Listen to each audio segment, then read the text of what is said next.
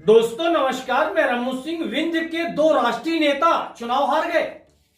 विंध्य के चुनाव परिणाम काफी चौंकाने वाले रहे। बात कांग्रेस की करें तो विंध्य में 3 कांग्रेस पार्टी के ऐसे नेता हैं जिन्हें राष्ट्रीय स्तर की जिम्मेदारी दी गई है। इन 3 में से 2 चुनाव हार गए हैं। चलिए सीधे मुद्दे की बात करते हैं। चित्रकूट से नीलांशु चतुर्वेदी चुनाव हार गए हैं, तो सिहावल से कमलेश्वर पटेल चुनाव हार चुके हैं। यह दोनों नेता 2018 में चुनाव जीते थे, विधायक थे, अब विधायक नहीं रहे।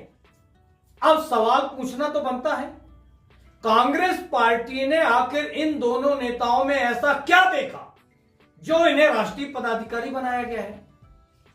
हम विंध्य की बात न करें, हम इन नेताओं के जिलों की भी बात न करें। इन दोनों नेताओं के विधानसभा क्षेत्र की 98% से भी अधिक जनता को यह नहीं पता होगा कि उनके क्षेत्र में राष्ट्रीय स्तर के नेता निवास करते हैं।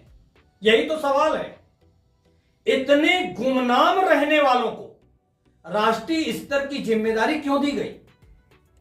नीलांशु चतुर्वेदी को शायद विंध्य में ब्राह्मण चेहरा पेश किए जाने के उद्देश्य से राष्ट्रीय पद दिया गया हो, मगर वह कभी इस स्तर पर काम करते हुए नहीं देखे गए। 3 माह पहले से मैं अपने न्यूज में बोलता आ रहा हूं, बीजेपी का मिशन हर हाल में चित्रकूट का चुनाव जीतना है। संघ प्रमुख मोहन भागवत सबसे पहले चित्रकूट आए। उन्होंने चित्रकूट में रात भी बिताया। उस समय मैं पहली खबर यह दे चुका था। इसके बाद भाजपा ने जन आशीर्वाद यात्रा की शुरुआत चित्रकूट विधानसभा से की। बीजेपी के राष्ट्रीय अध्यक्ष जेपी नड्डा सहित 2-3 केंद्रीय मंत्रियों और अनेकों दिग्गज नेताओं सहित इस कार्यक्रम में शामिल होने के लिए आए। फिर भी नीलांशु नहीं समझे। बीजेपी ने चुनाव के 3 माह पहले सबसे पहली लिस्ट में अपने पार्टी के प्रत्याशी सुरेंद्र गहरवार के नाम की घोषणा कर दी थी। फिर भी कांग्रेस नेताओं के समझ में नहीं आया।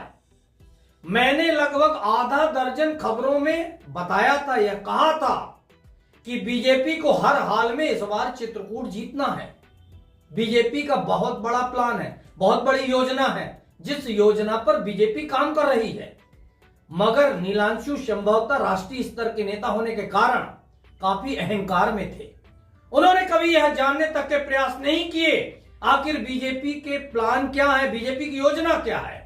हां, कांग्रेस नेता अजय सिंह राहुल ने इस विषय पर मुझसे चर्चा करके जानने के प्रयास किए कि चित्रकूट में चल क्या रहा है।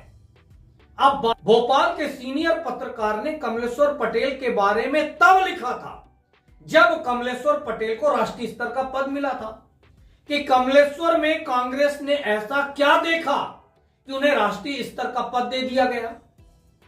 कमलेश्वर पटेल में ना बॉडी लैंग्वेज है, ना ही वे अच्छे वक्ता हैं। आखिर कांग्रेस ने कमलेश्वर पटेल में ऐसी कौन सी पर्सनालिटी देखी कि उन्हें राष्ट्रीय स्तर का पद दे दिया गया। दरअसल कमलनाथ विंध्य से आने वाले कांग्रेस के कदावर नेता अजय सिंह राहुल के खिलाफ एक टीम बनाने के मुहिम में लगे हुए थे। काफी सफल भी हुए कमलनाथ अपने मिशन में, मगर इसकी कीमत कांग्रेस पार्टी को चुकाना पड़ा। कमलेश्वर को कमलनाथ ने राष्ट्रीय स्तर का पद तो दिला दिया, मगर विधायक से पूर्व विधायक भी बनवा दिया।